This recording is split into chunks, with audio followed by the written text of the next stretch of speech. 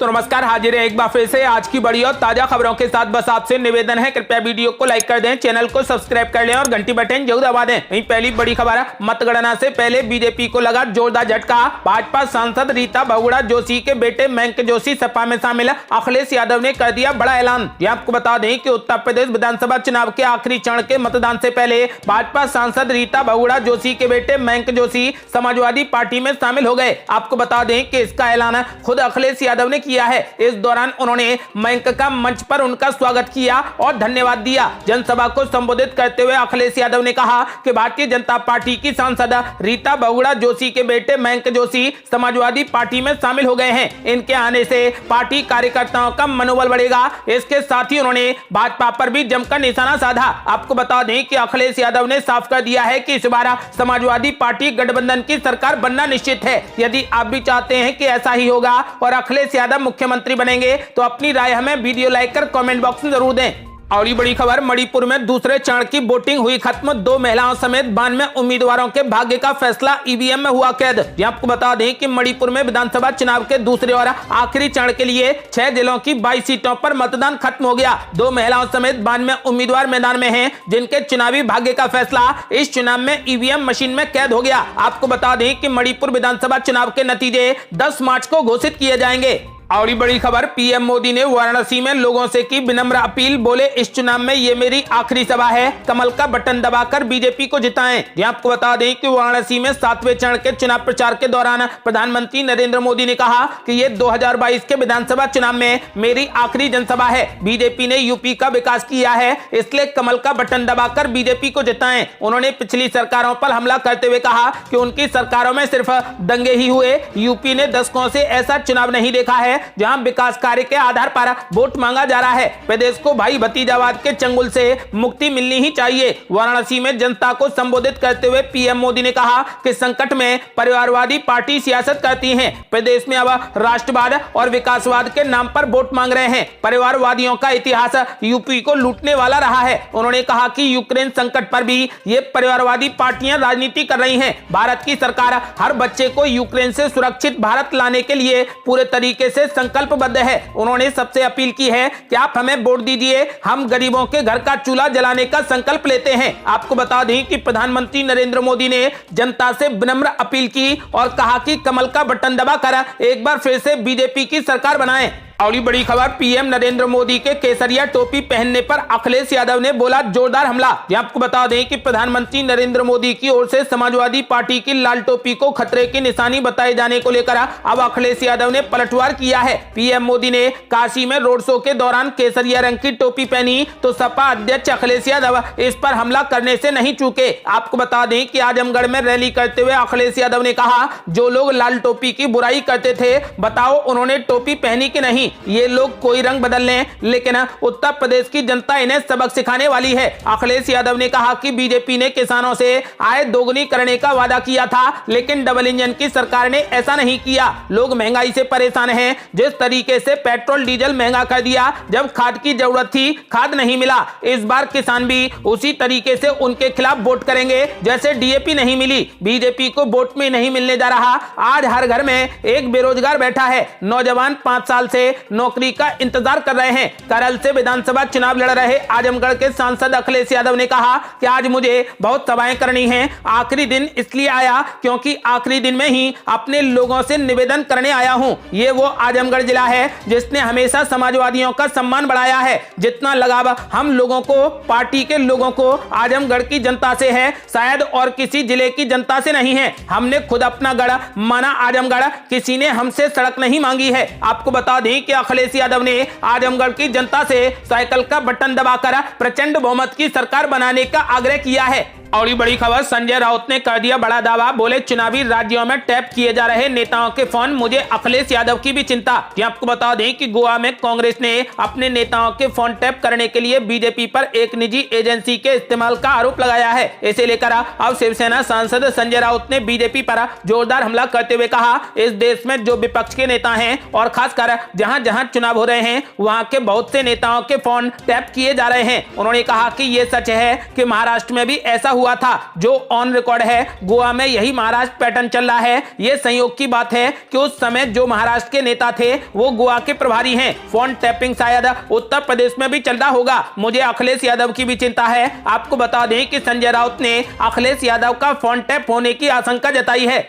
और ये बड़ी खबर, अखिलेश यादव ने मुख्यमंत्री योगी आदित्यनाथ पर बोला जोरदार हमला। बोले आजमगढ़ की जनता इनकी भाप निकाल देगी। ये आपको बता दें कि समाजवादी पार्टी के प्रमुख अखिलेश यादव ने आजमगढ़ में कहा कि जो लोग गर्मी निकाल रहे थे वे 6 चरणों में ही ठंडे पड़ गए हैं। उनके घरों में झंडे उतार लिए गए हैं। छठे चरण में ही समाजवादी पार्टी ने छक्के छुड़ा दिए हैं। ये बाबा मुख्यमंत्री को 6 चरणों के मतदान के बाद नींद नहीं आ रही है। आपको बता दें कि अखिलेश यादव ने भाजपा पर जमकर निशाना साधा और कहा कि अब आजमगढ़ के बूथों पर वोट पड़ेगा तो भाजपा के बूथों पर भूत नाचेंगे। अखिलेश यादव ने कहा कि जो लोग गर्मी निकालने की बात करते थे आजमगढ़ की जनता ने इनकी भाप निकाल दी है। और ये बड़ी खबर, प्रियंका गांधी ने बीजेपी पर बोला जोरदार हमला। जनता से की बड़ी अपील, कहा जिन्हें आपने उधार में सत्ता दी उनसे ब्याज के साथ वापस लीजिए। ये आपको बता दें कि कांग्रेस महासचिव प्रियंका गांधी ने गाजीपुर में चुनावी रैली को संबोधित किया। यहाँ उन्होंने कहा कि अगर इंसान को बेलगाम सत्ता दे दो, अगर इंसान को ये बता दो कि तुम्हारी कोई जवाबदेही नहीं है, तो उसकी मानसिकता एकदम से खराब हो जाती है।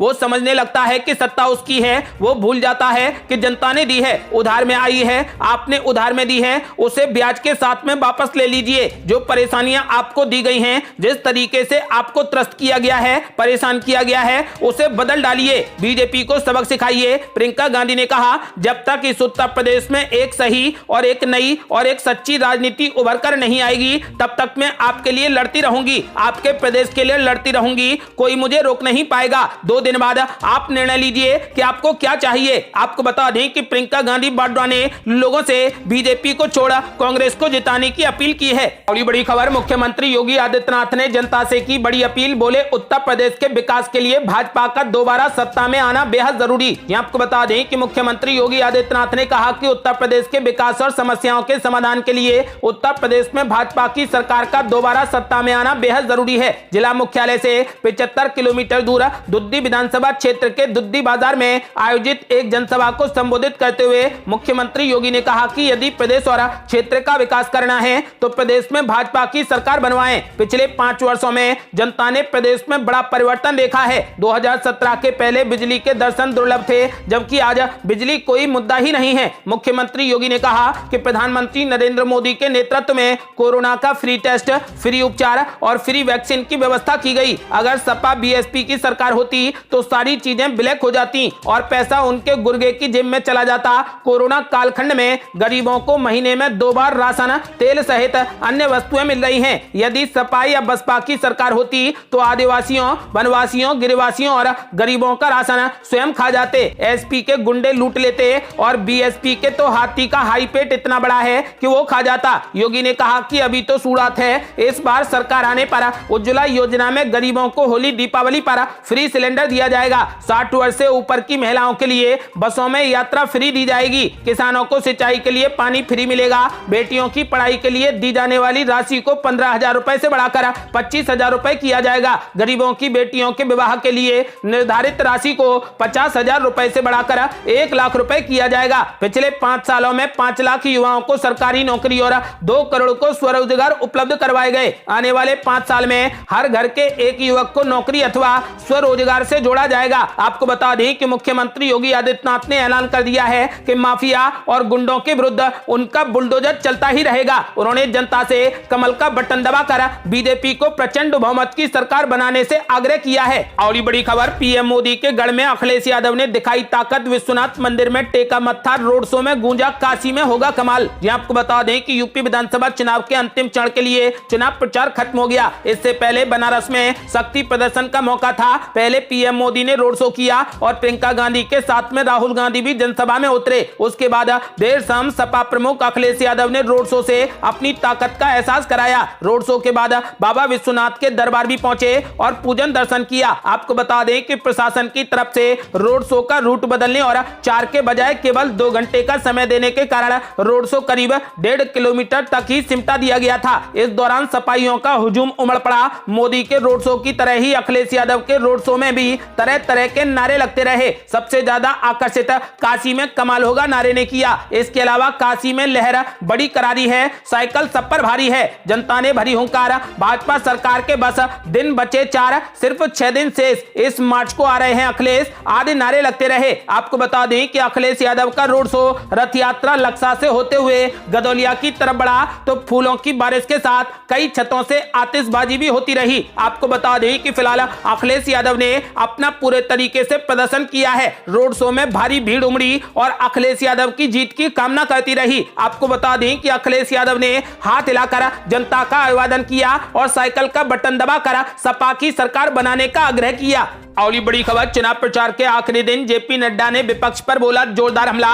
बोले चांदी की चम्मच के साथ में पैदा हुए अखिलेश और राहुल, गरीबों का दर्द क्या जाने। ये आपको बता दें कि यूपी में आखिरी चरण के लिए चुनाव प्रचार खत्म हो गया। आखिरी चरण में 7 मार्च को वोट डाले जाएंगे। भारतीय जनता पार्टी के अध्यक्ष जेपी नड्डा ने कहा कि चांदी की चम्मच के साथ में पैदा हुए समाजवादी पार्टी के अध्यक्ष अखिलेश यादव अथवा कांग्रेस के पूर्व अध्यक्ष राहुल गांधी को गरीबों की समस्याओं से कोई भी वास्ता नहीं है, जबकि गरीबी और गरीबी के दर्द को नजदीकी से देखने वाले प्रधानमंत्री नरेंद्र मोदी के नेतृत्व में भाजपा गांव, गरीब, वंचित, दलित समेत समाज के अंतिम पायदान पर खड़े व्यक्ति को मुख्य धारा में लाने का काम कर रही है। भदोही के सीतामढ़ी में एक चुनावी सभा को संबोधित करते हुए जेपी नड्डा ने कहा कि गरीब की थाली को भरने का काम मोदी सरकार ने किया है। जब प्रधानमंत्री नरेंद्र मोदी ने गरीबों के लिए जनधन खाते खोले तब विपक्षी मजाक बना रहे थे। चांदी की चम्मच के साथ में पैदा हुए अखिलेश जी, राहुल जी ने कहा कि गरीबों को बैंक खाते से क्या होगा। उन्होंने कहा कि राजनीतिक दल और राजनेता